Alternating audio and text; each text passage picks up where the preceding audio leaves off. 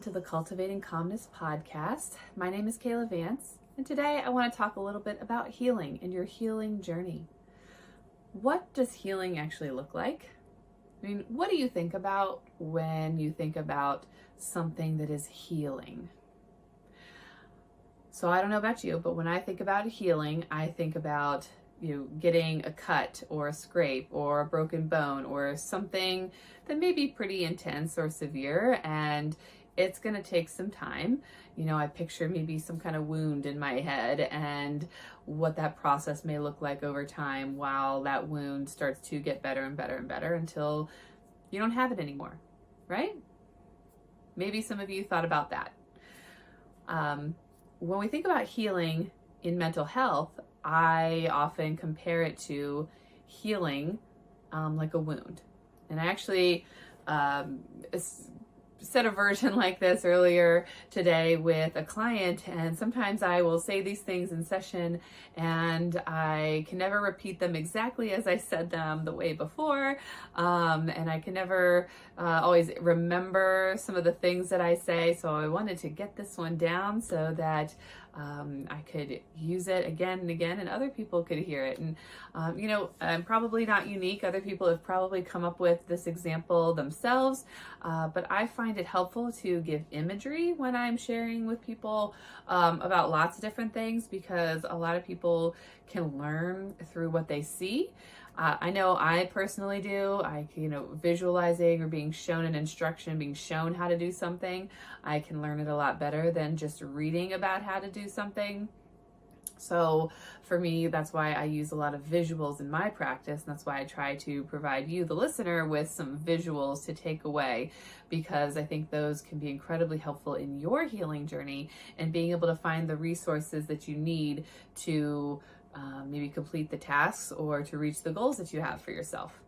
So when it comes to healing from whatever it is that you're dealing with, it could be a physical ailment, right? Maybe you have some kind of autoimmune disease. Maybe you have a broken bone. Maybe you have a physical wound, but maybe you are healing from some kind of trauma that you've experienced in your life. That could be a physical trauma. It could be an emotional or mental trauma, some form of abuse or exposure, or maybe ill treatment, emotional, mental abuse, any number of things you could be trying to heal from, recover from, get better from, move on from, move forward from.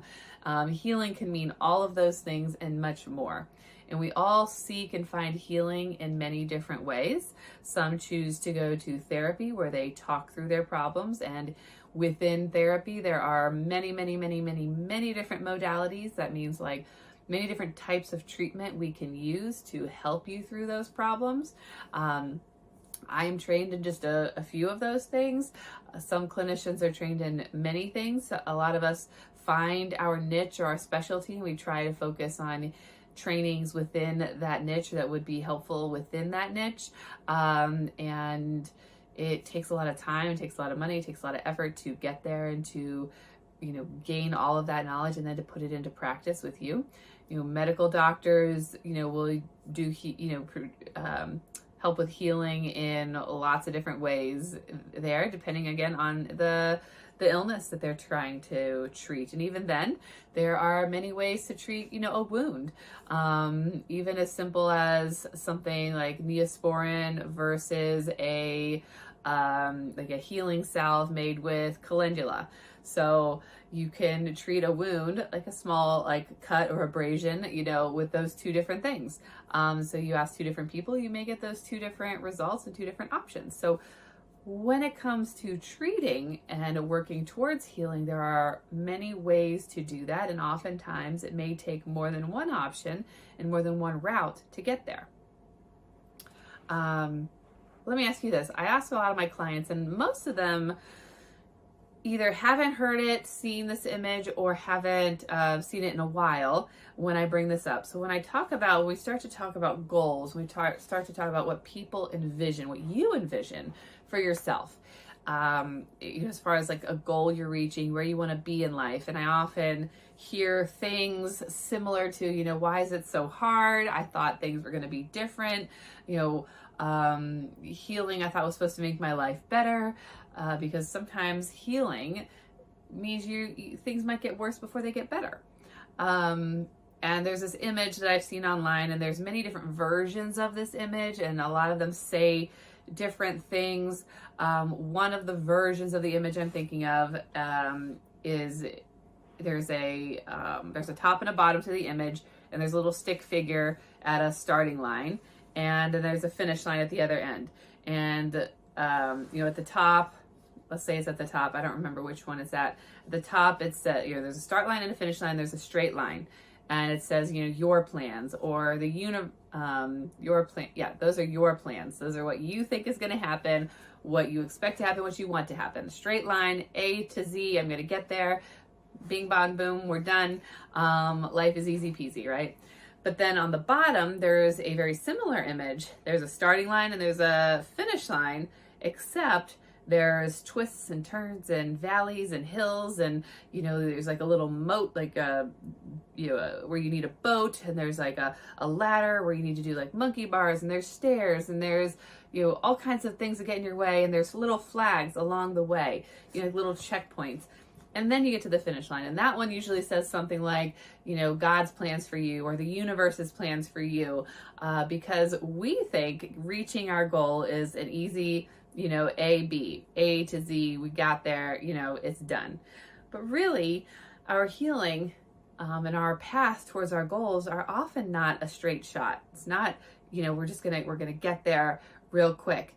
There are twists and turns, ups and downs, good things that may happen, bad things that may happen, things that may set you back. You may have to repeat steps to get there. There may be forks in the road where, I'm no longer on this path. I may, have taken a turn to the right, and now I'm on this completely other path.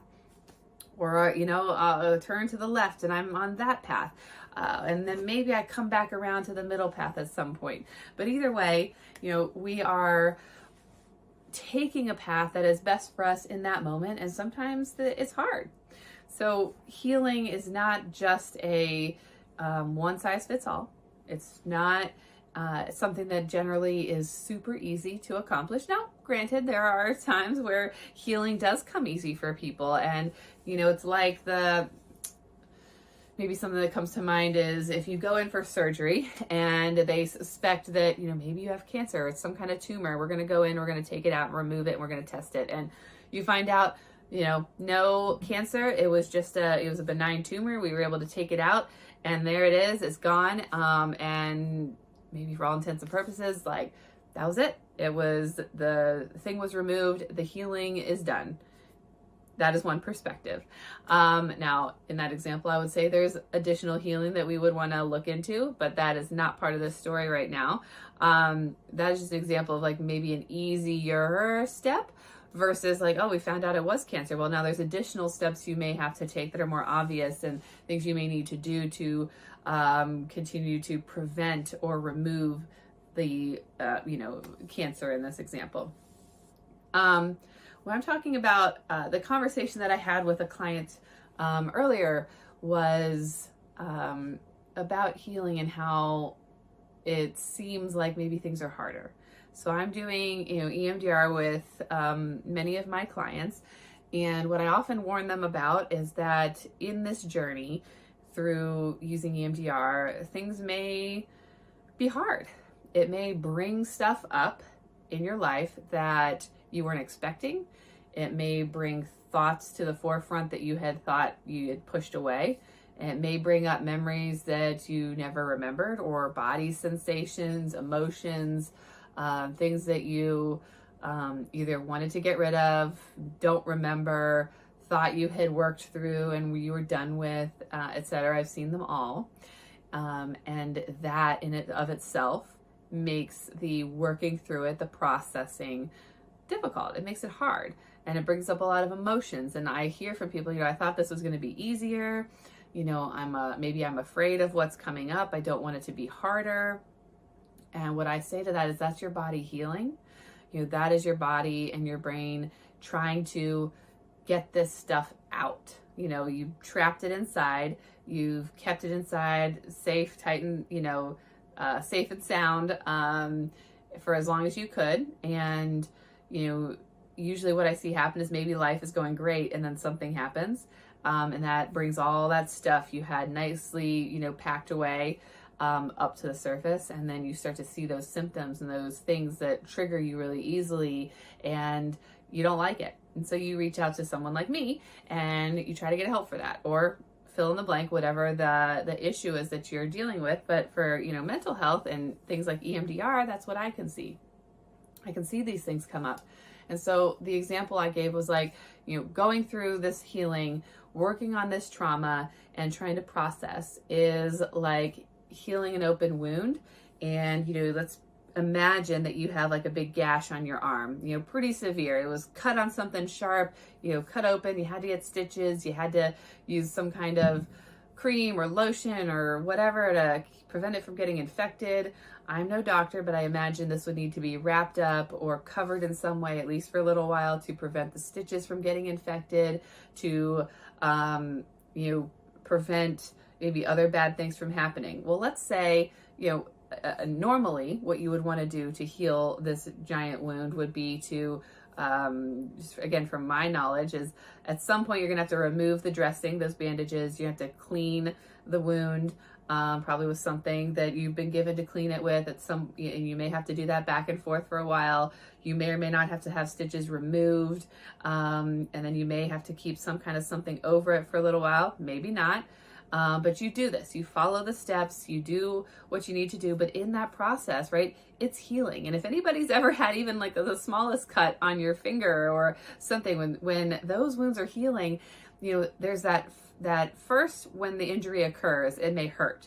And then, maybe it subsides, the pain subsides. And then you go get the stitches, or, you put the Neosporin on it or something, and you wrap it with a Band-Aid, and then you take it off, right? And as it's healing, it may start to get dry and cracked. You may feel that pulling on the skin because, it's pulling tighter, and it's working on creating and regenerating some of those skin cells and trying to, cover up that wound and create new. And in that, right, it becomes itchy, and, that healing feels like, oh my gosh, like I thought when I got the stitches, like that was painful, and that was the worst of it. But now, like, I can't keep my hands off of it. I just want to itch it. I want to, pull the stitches out. Like I want this to be done, because in the healing of the wound, that in and of itself hurts. And until it's over with, you may still experience certain amounts of pain, and it may be triggering for you. It may cause life to be a little difficult in that process. But eventually, what we hope to see happen, and what I think is generally the case with these types of injuries, my imaginary injury that I'm helping you visualize here, is that you have a scar. You'll have a mark there, and even then, sometimes there are creams and things you can put on scars to even make the scar less obvious, or there are procedures that can be done potentially to cover up scars. But either way, like generally speaking, the scar doesn't hurt. You can touch it, you can move it, at some point in your future, that wound doesn't hurt anymore, but there is a visual scar from the accident, from the wound. And so you'll remember what happened. You may remember that it was painful, but you don't experience the pain anymore. The pain is no longer connected to the wound. And that's what healing with, like in mental health and trauma is that we want you to be able to move past that pain and not carry that burden around anymore. I can't make you forget. I can't make you forget the memories. I wish I could, because some of these memories just are terrible. I know that we all carry burdens, and we all have memories and experiences we would love to forget. And oftentimes it's the pain that's associated with those memories. So in treatment, we can help you to be able to figure out how to release that, how to put it in its proper place, and how to work through that, so that you're not carrying around that pain, so that wound isn't constantly bothering you. Now, let's say, as it relates to trauma treatment and as it relates to our imaginary wound, let's say we didn't take care of it, right? So we got this wound, we went to the doctor, they stitched it up, but like we were supposed to remove that dressing, and we were supposed to do certain things, and we didn't. We just left that dressing on there, and underneath that it's like festering, it's getting infected, bad things are happening, it's hurting more and more and more. Why? Because we didn't take care of it. We didn't address the wound. We didn't do what was needed, and we made our wound worse. And so trauma can be like that too. We try to push away our trauma. We try to ignore it, pretend it doesn't exist, because we're busy, because it's not appropriate, because it hurts too much to think about it or to talk about it. So we push it away. Well, eventually that stuff we push away, it's like a festering wound. It can just get worse and worse and worse until we explode like a volcano, until we can't ignore it anymore. And then, maybe things are a lot worse than they could have been. Now, that's not always the case. And it's not saying that if you've experienced trauma, that you're doing it on purpose. Oftentimes we don't really realize we're doing it. It's just to survive. It's a survival mechanism. We put things off and we avoid because we want to feel good. And in the moment we do. We put things off, we push things off, and we feel better. But those things can add up. So I just wanted to kind of talk about how trauma is a healing wound. Trauma is like a healing wound, and we have to take care of our trauma. We have to take care of ourselves and work through that trauma and finding the right person, the right modality, the right treatment methods, or multiple treatment methods to help you get through. And I've talked about some of those other treatment modalities and things that you can do, especially related to trauma. We can heal our nervous system. We can heal our gut health, because that's going to help us. We process stress and we stress eat. That's going to affect our gut negatively. And all of that is connected. Our gut and our brain are connected. So if we feed our gut bad stuff, we're feeding our brain bad stuff. And, it's not working together, and, we can make things worse for ourselves. But there's chiropractic care, there's acupuncture, there's massage, there's, things like yoga or any kind of exercise. All of those things can be healing and done in conjunction with mental health therapy. And there's lots of other treatment modalities out there that can be used as well. But those are just to name a few that you can use in that process of healing. And it may be painful to experience some of those things as well. And in doing so, you walk out of there, maybe not that day, maybe it's the next day or a few days later, you feel better. So as I was preparing for this podcast, if you are watching it, I have here, I haven't yet thrown it away. Don't ask me why. But this is a cast that I had from when I was 6 or 7. I used to think I was 7, but I don't know. Maybe I was 6. I'm not exactly sure now. 6 or 7 in the 1st grade. I broke my arm. And so this is the cast. This is what it looks like. Very small. My arm is much bigger than this now. It's so weird looking at it now. This was almost 30 years ago when I broke my arm, and how much I've grown. But this is just another example of healing, right? I needed to wear this cast to help to heal the broken bone in my arm. And in doing so, that bone was able to heal, and I am able to function normally today. Had I not had this cast, it's possible. Now, the break in my arm wasn't that bad. My son, on the other hand, had a much worse break. I think it's been about 2 years now. And if he did not seek help, his arm would have been deformed and could have caused a lot of other problems. So mine was just a small break, and I was able to heal and move on. And yeah, it was painful. And yes, this was super annoying, as anybody who's ever worn a cast on anything could probably agree with, that having and wearing a cast is not the most fun thing.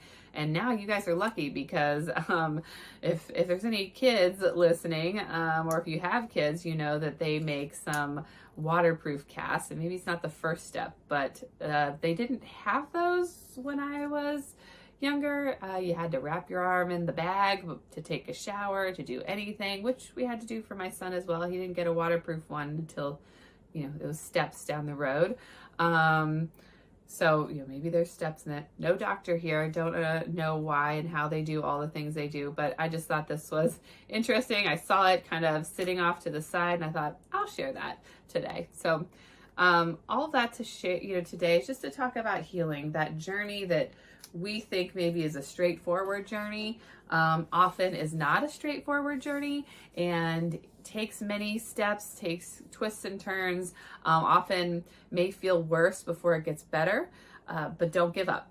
Just because you're starting to feel worse doesn't mean that you are getting worse. It just means to me that the healing is taking place and we're getting the yucky out, we're getting the bad out, and you've put a lot of that yuck in, and in order for it to get out, we have to kind of experience some of that and go through some of that and wade through that to get to the other side. So stick with it.